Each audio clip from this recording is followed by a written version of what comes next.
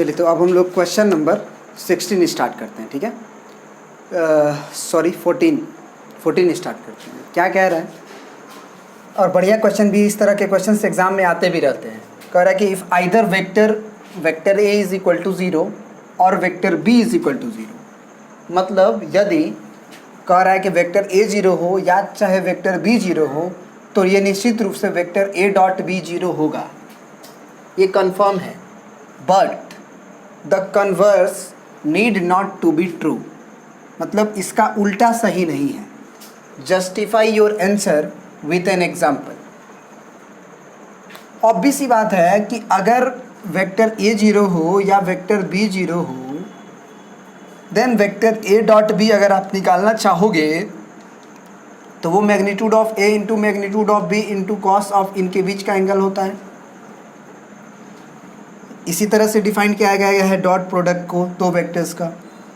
तो अगर vector A 0 हो तो उसका मैग्नीट्यूड 0 है तो ये 0 मिल जाएगा, या वेक्टर बी का मैग्नीट्यूड 0 हो तो भी 0 हो जाएगा।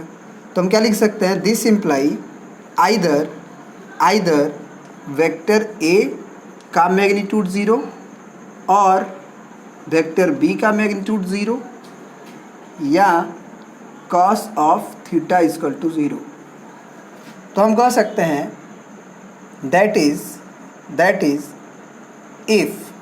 If vector A is equal to 0 और vector B is equal to 0, this imply vector A dot B must be is equal to 0।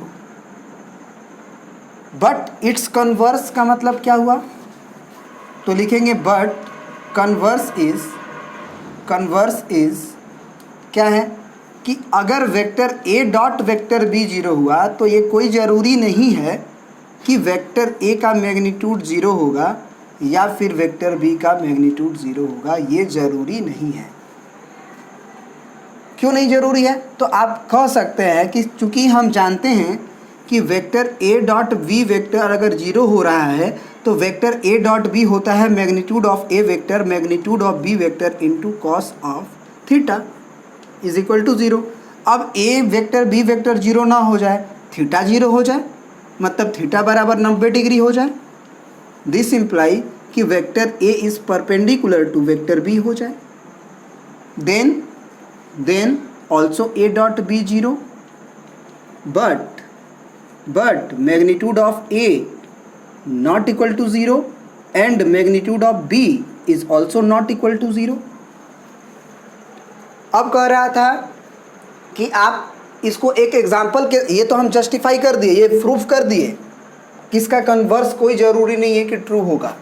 Converse का मतलब हुआ कि ये देखो, कन्वर्स का मतलब हुआ कि देखो, इसका मतलब पहले ये समझो कि ए वेक्टर 0 हो चाहे बी वेक्टर 0 हो तो ये 0 होगा, लेकिन अगर ये 0 हो तो ये ज़रूरी नहीं है कि ये भी 0 हो ये भी 0 हो। यही कन्वर्स है। इफ़ बदल जाएगा देन में, देन बदल जाएगा इफ़ में। जैसे कि इफ़ दिया है कि वेक्टर ए 0 और vector B 0 then vector A dot B 0, तो अब ये हो जाएगा इफ़ कि if A vector dot B vector is equal to 0 then need not to be कि वेक्टर ए 0 वेक्टर बी 0। यही बात हम कह रहे हैं कि ए डॉट बी 0 होगा तो इसमें तो 3 प्रोडक्ट जिम्मेदार है ना 0 लाने के लिए, magnitude of A magnitude B और कॉस थीटा। तो ये दोनों 0 ना हो, बस थीटा 90 डिग्री हो जाए तो हो जाएगा। अब कह रहा था कि एग्जाम्पल एक दीजिए आप अपना, तो आप कह सकते हो कि let vector A is equal to I cap and vector B is equal to J cap. दो वेक्टर आप ले लो, इनके मैग्नीट्यूड 0 नहीं है, इनके मैग्नीट्यूड 0 नहीं है, लेकिन इनका डॉट प्रोडक्ट 0 है। क्यों 0 है, तो आप जानते हो कि एक्स एक्सिस वाई एक्सिस पे परपेंडिकुलर होता है तो दोनों का डॉट प्रोडक्ट 0 होगा कॉस ऑफ 90 डिग्री के चलते, कॉस ऑफ 90 डिग्री के चलते, है ना। इसलिए आई डॉट जे कैप 0 होता है, आई कैप डॉट जे कैप 0 होता है, क्योंकि 1 into 1 into cos of 90 degree बराबर 0। तो ये आपका ये जस्टिफाई हो गया एक एग्जाम्पल के द्वारा भी। आप एग्जाम्पल में ए वेक्टर को जे कैप ले लो, बी वेक्टर को के कैप ले लो। दो परपेंडिकुलर वेक्टर्स आपको सेलेक्ट करना है, आप जो सेलेक्ट कर लो, ठीक है। चलिए अब आगे बढ़ते हैं, देखते हैं नेक्स्ट क्वेश्चन। आप जानते हो ये जो क्वेश्चन है आपका 15 नंबर, इसमें बड़ा बच्चों से गलती होता है और वो समझ भी नहीं पाता है कि गलती क्या है। आप इसको समझने की कोशिश कीजिएगा, हम आपको समझा रहे हैं, क्योंकि ये वेक्टर्स हैं, क्योंकि ये वेक्टर्स हैं। आपके पास 3 वर्टिसेस हैं, आपको पता है कि तीनों का कोऑर्डिनेट दिया हुआ है, तो ये एक 3D प्लेन में है, X axis, Y axis, Z axis, यानी कि स्पेस में है।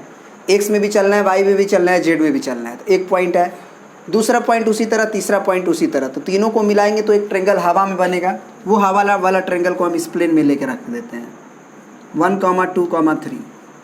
बी का कोऑर्डिनेट है हमारा -1, 0, 0 और सी का कोऑर्डिनेट है हमारा 0, 1, 2। तो कह रहा है कि आप एंगल ABC बताइए, ABC मतलब ये एंगल। तो कुछ लोग जो है ना कुछ लोग जो है वो कर देते हैं कि ऐसे कर देते हैं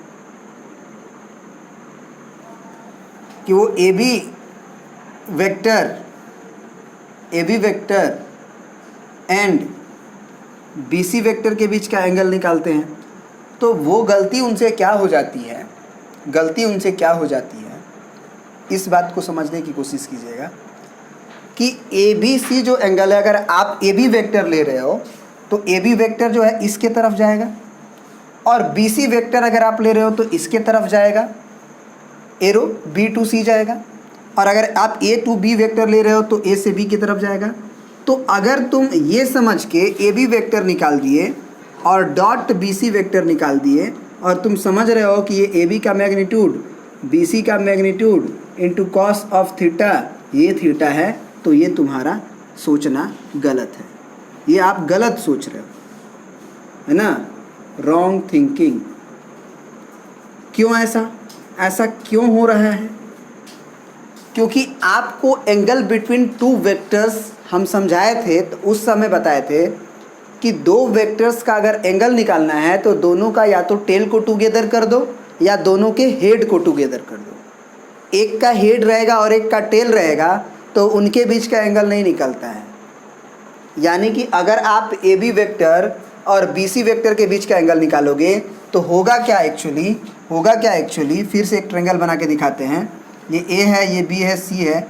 AB लिखे तो ये एरो गया और BC लिखे तो ये एरो गया। तो जानते हो कौन सा एंगल ये निकलेगा? ये नहीं निकलेगा, बल्कि जानते हो क्या निकलेगा? AB को आप आगे बढ़ा दो, क्योंकि ये एरो को हम इस वेक्टर को पैरेलली शिफ्ट कर सकते हैं। तो दोनों का हेड जो है या दोनों का टेल को एक साथ करने के लिए हमको क्या करना होगा? इस वेक्टर का BC का तो टेल यहाँ पे है, लेकिन AB वेक्टर का टेल तो यहाँ पे है, तो इसको आपको शिफ्ट करके यहाँ लाना होगा, है ना। और ये वेक्टर हो गया आपका यही शिफ्टेड वेक्टर। तो अब ये एंगल आपको निकलेगा, यहाँ पे जब निकालोगे तो ये थीटा निकलेगा, और यही गलती होती है बच्चों से। तो अगर अपना दिमाग यूज करो, सोचो, तो तुम्हें क्या करना होगा इस थीटा को निकालने के लिए कि अगर ये A है, ये B है, ये C है, तो आप क्या करो कि ये एरो और ये एरो ऐसे कर दो। ऐसे क्या होगा फ़ायदा कि दोनों का टेल टुगेदर हो जाएगा, तब ये एंगल निकलेगा। मतलब ये कहने का मेरा कि आप BA vector and BC vector के बीच का एंगल निकालो। BA vector and BC vector के बीच का एंगल निकालो, न कि AB वेक्टर और BC वेक्टर का निकालो। अब तुम समझ गए कि AB वेक्टर और BC वेक्टर का निकालोगे तो ये वाला एंगल निकलेगा, है ना। आपके मान लेने से ये थीटा वो थीटा नहीं आ जाएगा, वो मैथमेटिकली अपना एंगल देगा टेल को टुगेदर करके। यहाँ पे टेल टुगेदर है ना। अगर ये बात समझ गए तो तुम समझ गए होगे कि अगर ये एंगल हमको एंगल ABC निकालना है तो कौन कौन वेक्टर के बीच का एंगल निकालेंगे। और अगर ये समझ गए तो आप समझ गए इस चीज़ को कि वी हैव टू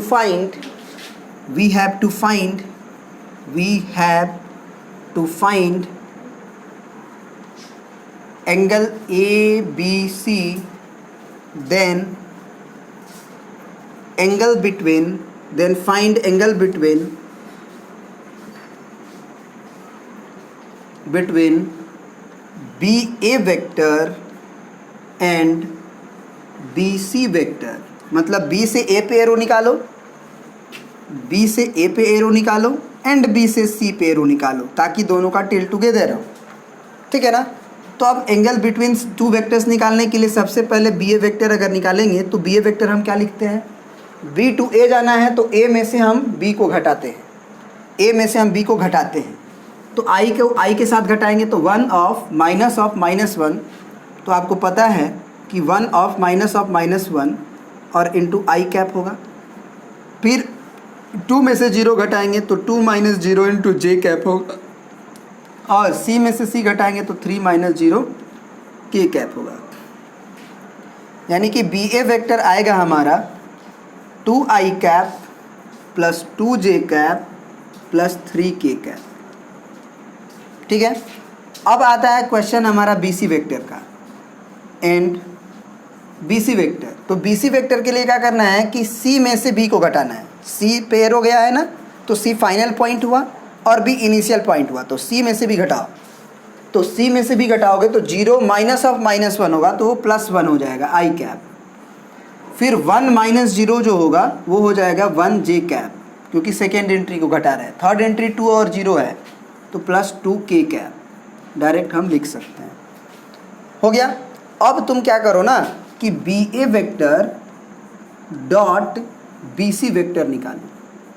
तो B A vector dot B C vector क्या होता है फार्मूला के अकॉर्डिंग, तो बी ए वेक्टर का मैग्नीट्यूड फिर बी सी वेक्टर का मैग्नीट्यूड इंटू कॉस ऑफ इनके बीच का एंगल, अब जो है ये थीटा होगा। अब B A vector dot B C vector कैसे निकालेंगे, तो बी ए वेक्टर भी हमको दिया हुआ है कंपोनेंट फॉर्म में आई जे के में, और बी सी वेक्टर भी हमको दिया हुआ है कंपोनेंट फॉर्म में। तो क्यों नहीं हम डॉट के लिए, डॉट प्रोडक्ट के लिए आई को आई के साथ मल्टीप्लाई कर दें, तो 2 1 जा 2, फिर प्लस प्लस प्लस 2 1 जा 2, फिर प्लस प्लस प्लस 3 2 जा 6 is equal to B A vector का मैग्नीट्यूड के लिए under root B A vector का आई कंपोनेंट का स्क्वायर, जे कंपोनेंट का स्क्वायर, के कंपोनेंट का स्क्वायर, तो 2 2 जा 4, 2 2 जा 4, 3 3 जा 9, फिर under root B C vector का मैग्नीट्यूड है तो 1 का स्क्वायर प्लस 1 का स्क्वायर प्लस 2 का स्क्वायर है ना, यानी 4 ही लिख दो, क्या फ़र्क पड़ता है, ये भी 1 1 लिख दो, इंटू कॉस ऑफ थीटा। तो यहाँ से हमको पता चला कि 6 2 8 8 और 2 10, 10 is equal to under root, ये हो गया 4 4 8 और 9 और 8 17, और यहाँ भी देखिए 4 1 5 और ये 6 under root 6 into cos of theta. तो यहाँ से कॉस ऑफ थीटा का वैल्यू आ गया 10 डिवाइडेड बाई अंडर रूट 102, ठीक है ना, 102।